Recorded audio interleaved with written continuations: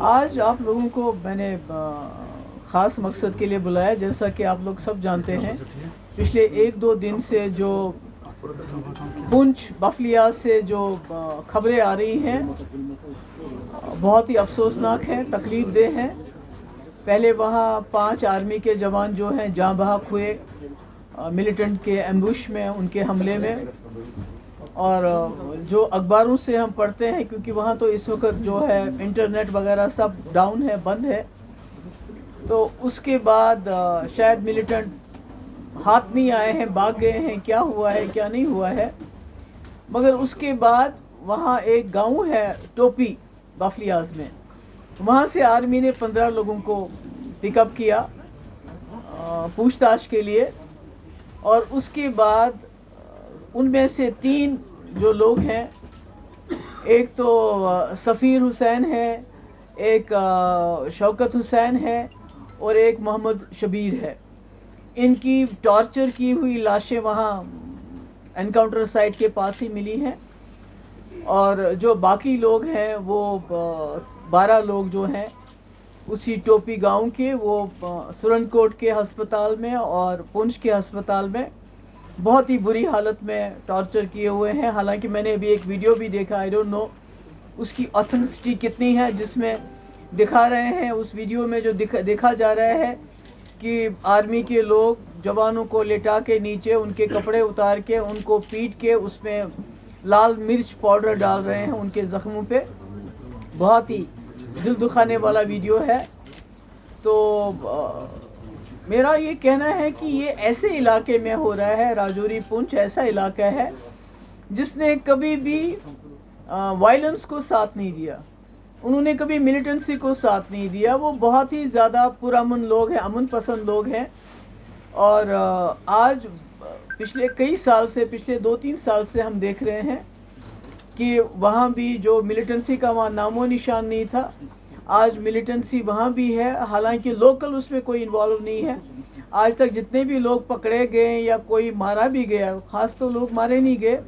پر جتنے بھی مارے گئے ہیں وہ باہر کے لوگ تھے. تو ایسے میں میرا یہ کہنا ہے کہ بی جے پی کا یہ جو دعویٰ ہے, یہ جو ڈنڈورا روز روز وہ پیٹتی ہے کہ ہم نے جموں کشمیر میں سب کچھ ٹھیک ٹھاک کر دیا ہے, جموں کشمیر کو ایک کھلی جیل تک کے میں تبدیل کرنے کے باوجود, یہاں کے ہزاروں لوگوں کو جیلوں میں ڈالنے کے باوجود, یہاں کے مولویوں کو بھی نہ بخشنے کے باوجود, یہاں کے جرنلسٹ کے جو سچ بولتے ہیں اس کو UAP لگا کے جیل میں ڈالنے کے باوجود, یہاں جو مولوی مسجدوں میں ہیں ان کو کیا دعا کرنی ہے کیا دعا نہیں کرنی ہے اس کی بھی ڈائریکشن دینے کے باوجود, یہاں کے ملازموں کو کہ بھائی آپ منہ بند رکھو, اگر آپ کا کوئی بھی پرابلم ہے اس کی بات مت کرو, اس کے باوجود لوگوں کو نوکریاں سے نکالنے سے باوجود, جموں کشمیر کے بالخصوص وادی کشمیر کے لوگوں کا جینا حرام کرنے کے باوجود, آج راجوری پونچھ میں پچھلے 3 سال سے آپ نے دیکھا جوان سے لے کے میجر ہو, کیپٹن ہو, کرنل ہو یا اس سے بھی اونچا کوئی افسر ہو, وہ جاں بحق ہوئے ہیں. اور اپنی ناکامی چھپانے کے لیے بی جے پی کی جو سرکار کی, اگر کسی اور سرکار میں یہ ہوتا تو جو گودی میڈیا جس کو کہتے ہیں وہ اس وقت اس وقت کی سرکار سے یہ سوال پوچھتا کہ یہ کیوں ہوا. مگر آج بجائے سوال پوچھنے کے انہوں نے 15 لوگوں کو گھروں سے نکال کے ٹارچر کروا کے ان کی جو 3 کی لاشیں جو ہم اخباروں میں پڑھتے ہیں, ہمیں تو, اور جو لوکلی ایک آدھ سے بات بھی ہوئی ہماری,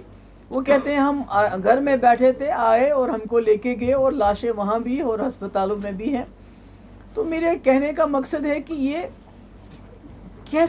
کیسا خوشحال کشمیر ہے, یہ کیسا نیا کشمیر ہے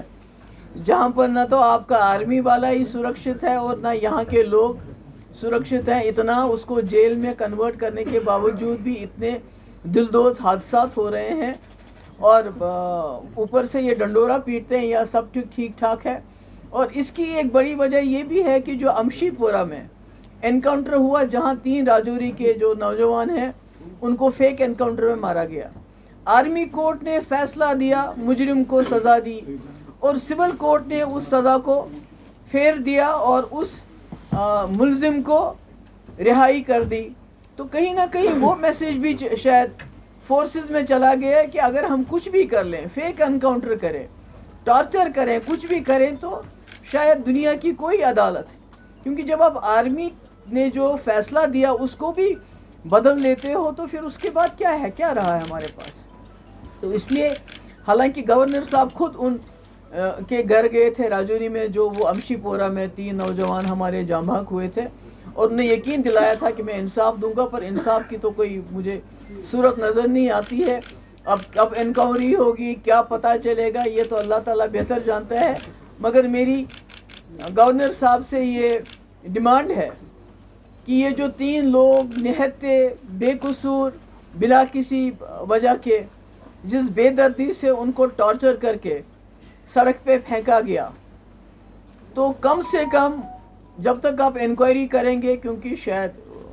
یہ عادت سی پڑ گئی ہے ہماری کہ ہم ڈیمانڈ کرتے ہیں یہ انکوائری وہ انکوائری، بعد میں اس کا کوئی خاص نتیجہ تو ہوتا نہیں۔